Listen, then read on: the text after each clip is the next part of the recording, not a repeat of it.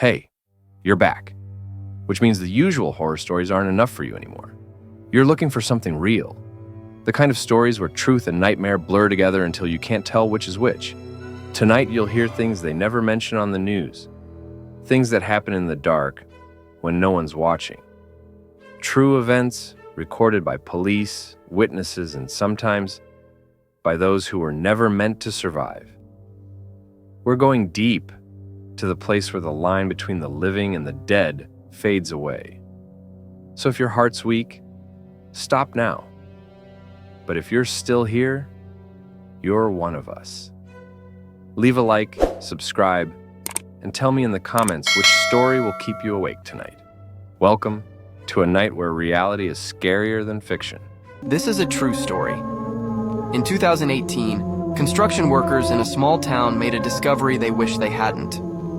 While digging to replace an old sewer line, their drill struck something solid. Clearing away the dirt, they uncovered a rusted metal door sealed into the ground. At first, they thought it was part of a forgotten storm drain. When they pried it open, the air that poured out was damp and stale, like it hadn't been touched in decades. They climbed down a narrow stairwell into a tunnel lined with rotting brick. At the very end, they found a single metal chair bolted to the floor. Rusted shackles hung from the arms.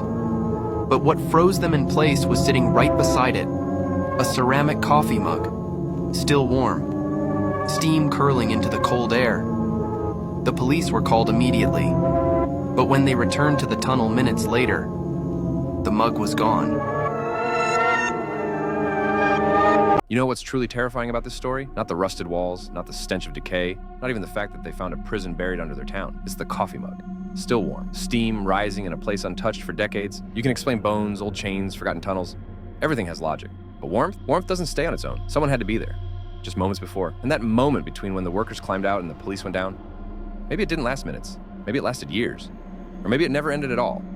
Whoever was down there might still be there, just deeper, waiting in the dark, listening. And that warm mug, it wasn't a trace.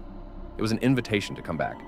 Did you know there's that literally turns people into real-life zombies? Bath salts, a cheap synthetic powder sold at gas stations and head shops across America. At first, users feel invincible, euphoric, like they can conquer the world.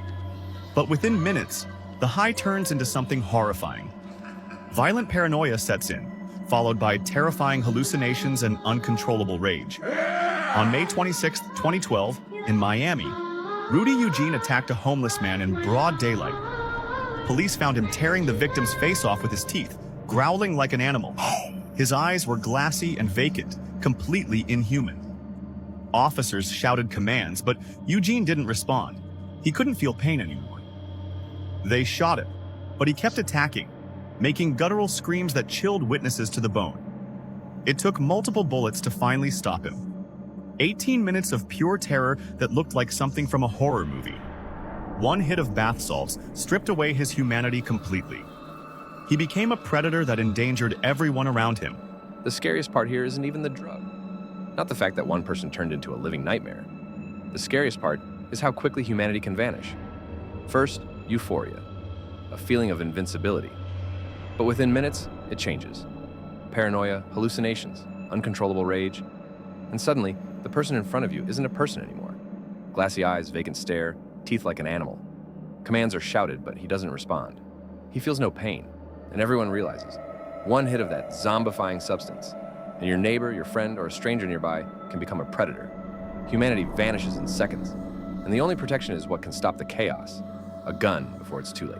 Did you know a high school senior killed her parents the night before graduation, then smiled on stage the next morning as if nothing happened? Her name was Olivia Grant. In June 2023, she walked proudly across the stage in her cap and gown, shaking hands with the principal, hugging classmates, and posing for pictures with friends. But what nobody knew was that her parents' bodies were stuffed in the trunk of her car, parked right outside the school. The night before, investigators say Olivia shot both her mother and father while they slept, then calmly packed her graduation outfit, rehearsed her smile in the mirror, and went to bed. To everyone else, she was the picture of success, a perfect student finishing her final year. At the ceremony, she laughed, clapped, and tossed her cap into the air. Celebrated with friends, and her boyfriend filmed a TikTok of them dancing in the school parking lot. But when the video went viral, Sharpit viewers noticed dark stains on Olivia's white shoes. The police investigated, and when they opened her trunk, they made a horrifying discovery. Olivia was arrested that same night, she told detectives. Chillingly, I didn't want them at my graduation pictures. You know what's the most terrifying thing about this story? Not the gunshots, not the bodies, not even that chilling line.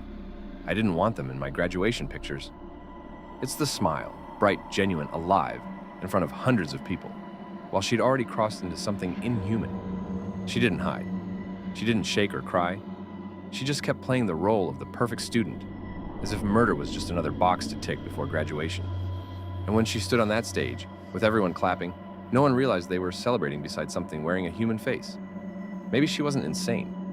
Maybe she finally found peace, that hollow, cold kind that comes when there's nothing left inside you. And maybe that's why her smile looked so real. Did you know? Whitney Houston didn't die naturally. She didn't accidentally drown.